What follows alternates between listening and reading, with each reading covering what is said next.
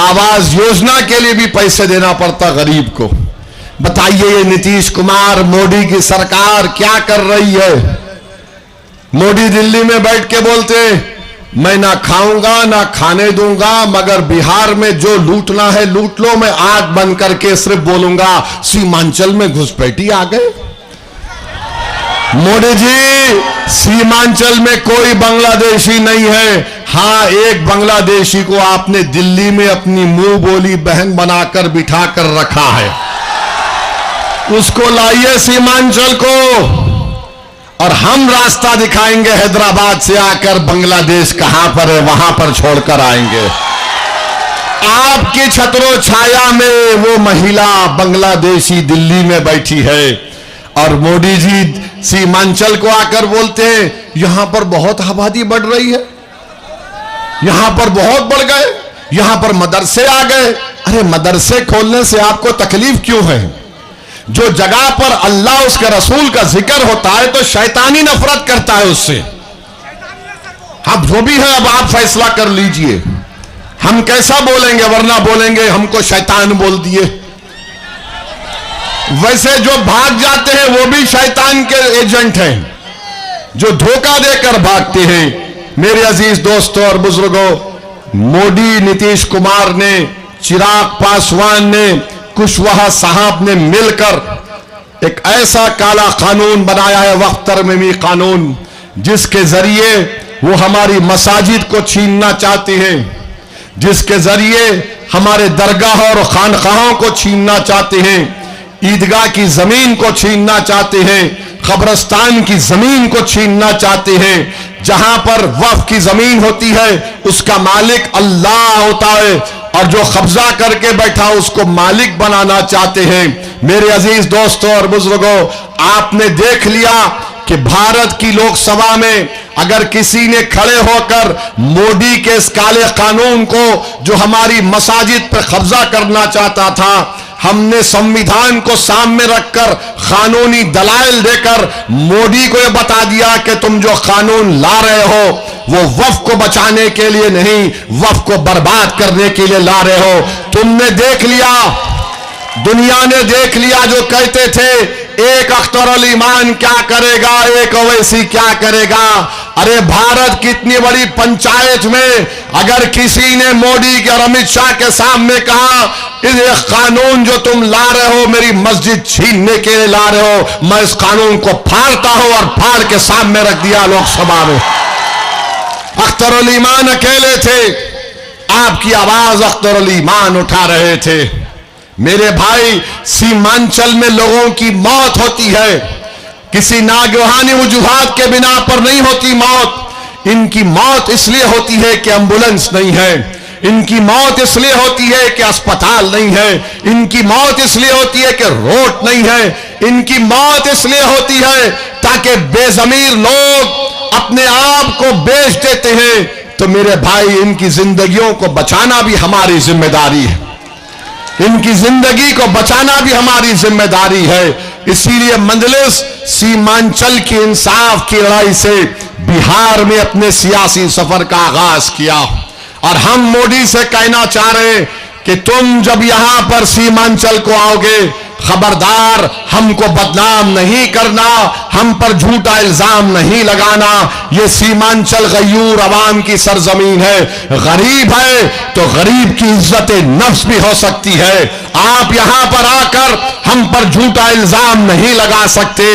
आपने लगाया इल्जाम और सीमांचल की जनता मतदान के दिन मोदी तुम्हारा जवाब देगी और तुमको बताएगी कि हम भारत के नागरिक थे, हैं और रहेंगे। तुम्हारे घुसपैठी का इल्जाम पतंग छाप पर बटन दबाकर होगा मोदी, तुम्हारे काले वक्फ कानून का जवाब पतंग छाप पर बटन दबाकर होगा मोदी। सीमांचल को तुमने पसमानदा रखा, नीतीश और मोदी तुमको जवाब मिलेगा। अरे हमको इल्जाम लगाया जाता है हम पर कि हम वोट काटते हैं, हम फुला करते हैं। मेरे भाई, हम किसी को काटते नहीं, हम जोड़ते हैं। हम किसी को काटते नहीं, जोड़ते हैं। अब इससे बढ़कर अख्तर अल ईमान क्या कर सकते हैं? लालू जी को खत लिख दिए, तेजस्वी को खत लिख दिए, कहा कि 6 सीट दे दो। अगर तुम इसको भी नहीं समझोगे तो मैं कुछ नहीं कर सकता। सीमांचल और बिहार की दुनिया की जनता देख रही है कि कौन मोदी को रोकना चाहता है और कौन मोदी को कामयाब करना चाहता है। यह फैसला आपको करना है। अगर आप ये बात को समझ लेंगे तो सारी बात आपको समझ में आ जाएगी। आप बताइए, इससे ज्यादा मजलिस क्या कर सकती है कि बावजूद इसके कि तुमने मेरे 4 विधायक को खरीद लिया, मगर बिहार और सीमांचल के मुस्तकबिल को देखते हुए हमने कहा कि यहां पर भाजपा का मुख्यमंत्री ना बन जाए। हमने कहा चलो हम हमारी बात को मान लो, हमने पेशकश की, मगर ये लोग समझ रहे कि मजलिस कमजोरी के मजाहरे कर रही है। नहीं मेरे भाई, कमजोरी के मजाहरे नहीं, अभी शेर बैठा है, शेर देख रहा है, और जब शेर हमला करेगा तो रोना नहीं कि मम्मी डैडी मेरा बैट और बॉल लेकर भाग गए अख्तर अली मान। हम चुनाव लड़ेंगे, पूरे बिहार में लड़ेंगे, ताकत से लड़ेंगे, जीतेंगे, और इंशाअल्लाह ताला जहां पर नहीं जीत सके वहां पर अपनी ताकत को मनवा के रहेंगे इंशाअल्लाह ताला। याद रखिए सीमांचल की जनता, कल तक आपके पास कोई विकल्प नहीं था, कल तक आपके पास कोई विकल्प नहीं था, आप हालत मजबूरी में इनका साथ देते थे। आज एक ताकतवर विकल्प अख्तर उल ईमान और मजलिस इत्तेहाद उल मुस्लिमीन के रूप में आपके दरमियान में है।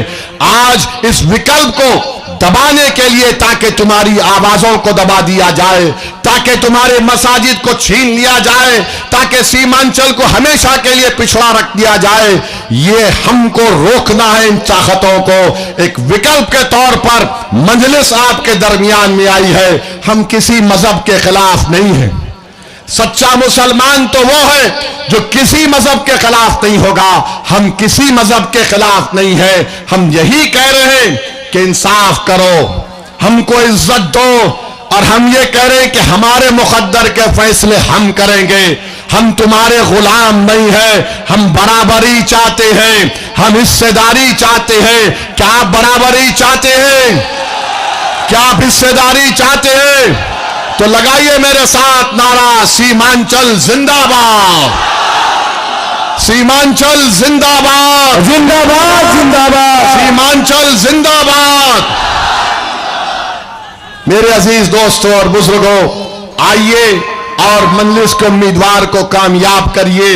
इंशाअल्लाह ताला हम अपने बुजुर्गों की कुर्बानी को रायगा नहीं जाने देंगे, हरगिज रायगा नहीं जाने देंगे।